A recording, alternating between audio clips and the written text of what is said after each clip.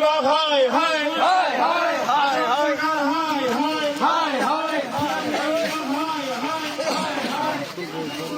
রাস্তা আমার লাগিব লাগিব লাগিব we want justice justice justice we want justice justice justice রাস্তা আমার লাগিব লাগিব লাগিব আমাদের সমাজ go back go back go back Assam সরকার go back go back go back British সরকার go back go back go back PWD বিভাগ হয় হয় হয় হয় হয় পিডব্লিউডি বিভাগ হয় হয় হয় হয় আমার রাস্তা লাগিব লাগিব লাগিব প্ৰতিবাদৰ কাৰণটো হৈছে আমাৰ এই পৰ্বতঝৰা বিশেষকৈ কাজিগাঁও অঞ্চলত ৰাইজ খুবেই দূষিত হৈছে, খুবেই ক্ষোভিত হৈছে চৰকাৰৰ ওপৰত, পিডব্লিউডি বিভাগৰ ওপৰত।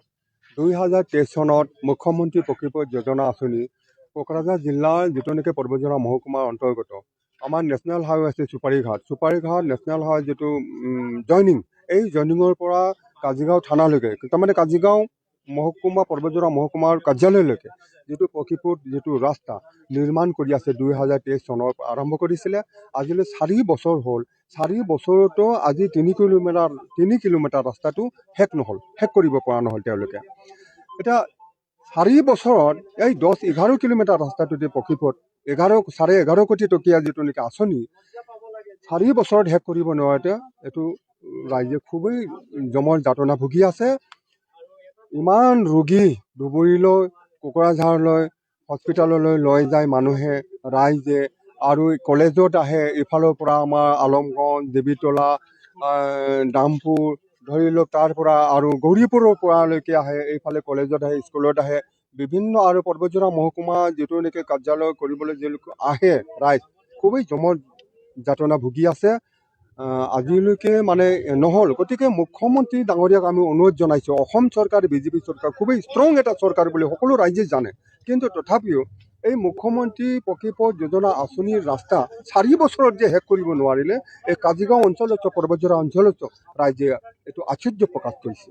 আমি আশা কৰিছোঁ মুখ্যমন্ত্ৰী ডাঙৰীয়া এইটো এটা ভাল সিদ্ধান্ত লৈ এমাহৰ ভিতৰত এই 3 কিলোমিটাৰ ৰাস্তাটো যাতে শেষ কৰে আমি মুখ্যমন্ত্ৰীক অনুৰোধ জনাইছোঁ।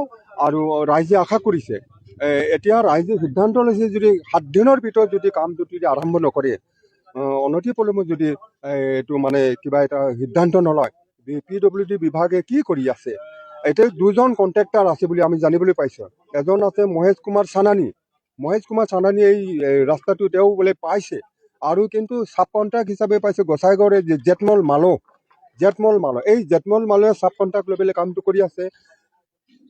ডিপাৰ্টমেণ্টে তাক বাধ্য কৰাব পৰা নাই। ৰাইজৰ কথা, ৰাইজৰ অভিযোগ, ৰাইজৰ দুখ যন্ত্ৰণাৰ কথা তেওঁলোকে কোনোদিন নুশুনে। গতিকে আমাৰ অভিযোগ, আমাৰ দাবী, আমাৰ প্ৰতিবাদ সেইটো যে 4 বছৰত এটা 3 কিলোমিটাৰ ৰাস্তাটো শেষ কৰিব নোৱাৰাটো খুবেই দুখজনক। আমি মুখ্যমন্ত্ৰীলৈ, অসম চৰকাৰলৈ অনুৰোধ জনাইছোঁ, দাবী জনাইছোঁ, অতি সোনকালে এই ৰাস্তাটো 1 মাহ 1.5 মাহৰ ভিতৰত কমপ্লিট কৰি যায় অঞ্চলস্থ ৰাইজৰ কাৰণে যাতে উপকৃত কৰে, যাতে সুবিধা কৰি দিয়ে আমি অনুৰোধ জনাইছোঁ। রাস্তা আমার লাগিব লাগিব লাগিব we want justice justice justice we want justice justice justice রাস্তা আমার লাগিব লাগিব লাগিব আমাদের সমাজ go back go back go back Assam সরকার go back go back go back British সরকার go back go back go back PWD বিভাগ হয় হয় হয় হয় হয় পিডব্লিউডি বিভাগ হয় হয় হয় হয় আমার রাস্তা লাগিব লাগিব we want justice